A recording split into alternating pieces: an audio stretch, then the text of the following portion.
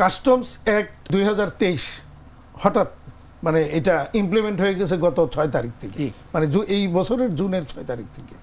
অথচ এটা নিয়ে আমরা যারা স্টেক হোল্ডার, বিকিমি আর বিজিএমই মেইনলি কাস্টমস অ্যাক্টের মানে বড় স্টেক হোল্ডার আমরা বলবো, বিসিসিআইও আছে।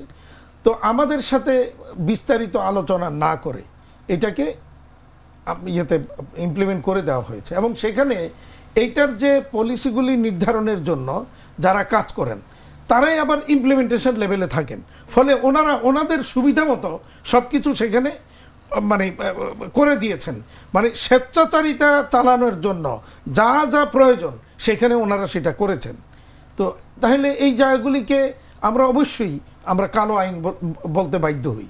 মাঝে মাঝে আমি গতকালকেও কাস্টমসের একটা এনবিআর একটা অনুষ্ঠানে আমি বলেছি যে এইটা আমাদের সাথে আলোচনা হওয়া উচিত ছিল, এবং সেখানে বেশ, যেমন আমি একটা উদাহরণ দিই আপনাকে, বলা হচ্ছে যে আমরা যদি কোনো ভুল করি, এইচএস কোড ভুল হয়, আপনারা জানেন এইচএস কোড একটা আমাদের মেজর সমস্যা।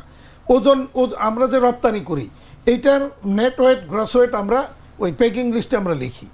তো এই নেট ওয়েটটা কখনোই একেবারে অ্যাকুরেটলি আমাদের পক্ষে লেখা সম্ভব না, এটা বাস্তবসম্মত নয়। হিসাব করলে দেখা যাবে যে সেখানে কিছু তারতম্য হবেই। এখন ওনারা গিয়া এই তারতম্যটা ধরে এইটার উপর এটা মিথ্যা ঘোষণা হিসাবে এটাকে ভুল, ওনারা বলছেন যে ভুল, এটা ভুলের জন্য 200 থেকে 400% পর্যন্ত জরিমানা ওনারা করবেন, মানে ওনারা যা খুশি তাই করবেন এটা। তো ভুল, অথচ আইনে, কাস্টমস আইনেই কিন্তু শিপমেন্টের আগ পর্যন্ত যে কোনো কিছু সংশোধন অ্যালাউড।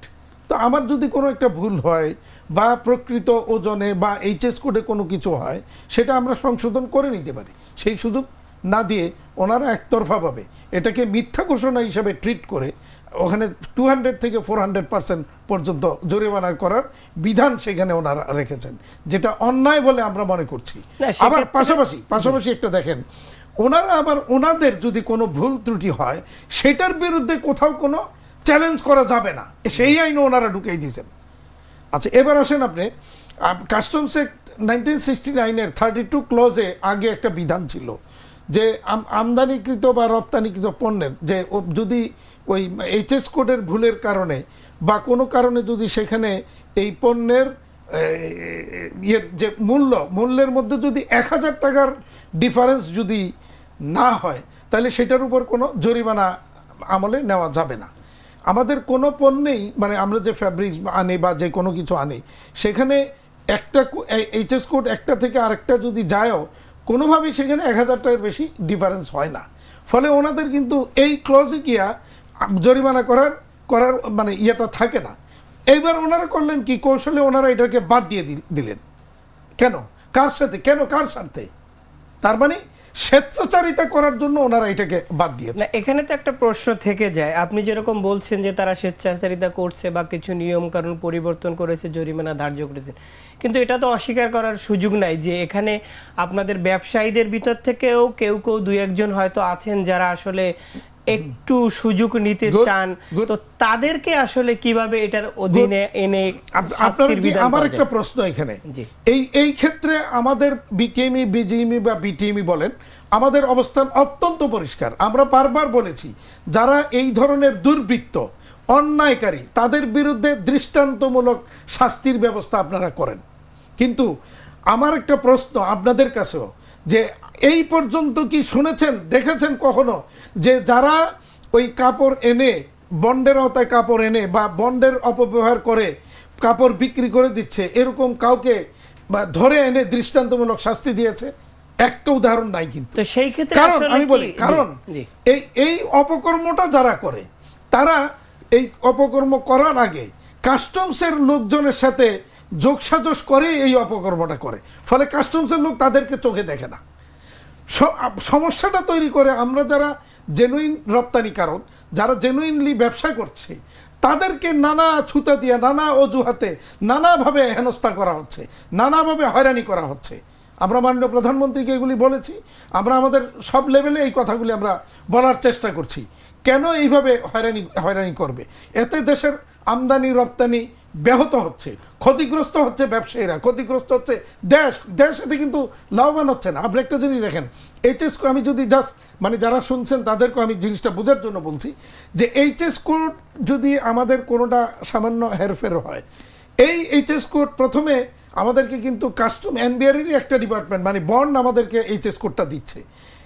এই এইচএস কোড দিয়ে আমি যখন পণ্য আমদানি করি, কাস্টম হাউস বলতেছে না এই এইচএস কোড এটা হবে না, এটা ভুল। তো আপনারই তো ভাই একটা ডিপার্টমেন্ট আমাকে এটা দিয়েছেন, এটা গেল একটা দিক। অনেক ক্ষেত্রে আমার যে মানে সাপ্লায়াররা এইচএস কোডটা দিয়ে থাকে, তো সেখানে যদি এইচএস কোড আমার কথা হচ্ছে ভুল যদি হয়েও থাকে, তাতে তো রাষ্ট্রের রাজস্বের কোনো ক্ষতি সেখানে হচ্ছে না। কেন? কারণ আমি তো এইচএস কোড যেটাতেই দেই, সে মনে করেন এই এইচএস কোড ওনারা যেটা বলতেছেন যে এটা এই এইচএস কোড হবে, সে মনে করেন এখানে 100% ডিউটি আছে, আমি যেটা দিছি এটার মধ্যে 20% ডিউটি। আমি ডিউটি ফাঁকি দেওয়ার জন্য যদি এটা করতাম, তাহলে সেটা ছিল অন্যায়, সেই অন্যায়ের শাস্তি আপনি দিতেন। তো আমি তো বন্ডের আওতায় আনতেছি, যে আমি যেই এইচএস কোডে আনি না কেন আমার জন্য ডিউটি ফ্রি, ট্যাক্স ফ্রি, আমার ডিউটি ফ্রি। তাইলে এইটাকে অন্যায় হিসেবে, এটাকে মিথ্যা ঘোষণা হিসেবে ট্রিট করা, এই জরিমানা নেওয়ার এক তো জরিমানা, এরপর আবার এটাকে ডিসিশন দিতে 1 মাস 2 মাস মালটাকে আটকে রাখা হচ্ছে, এতে আমার রপ্তানি ব্যাহত হচ্ছে, আমি ক্ষতিগ্রস্ত হচ্ছি, আমার ব্যাংক ক্ষতিগ্রস্ত হচ্ছে, দেশ ক্ষতিগ্রস্ত হচ্ছে। Cheer up! চলো পুরাই খুশি নতুনের সাথে তুলে নিয়ে হাতে Cheer up! Oh oh cheer up! Oh oh cheer up! চুমুকে চুমুকে enjoy the life চলো পুরাই খুশি তুলে নিয়ে হাতে Cheer up! Oh oh cheer up! চিল হবে রিফ্রেশিং মুডে চিয়ার আপ চলো উড়াই খুশি।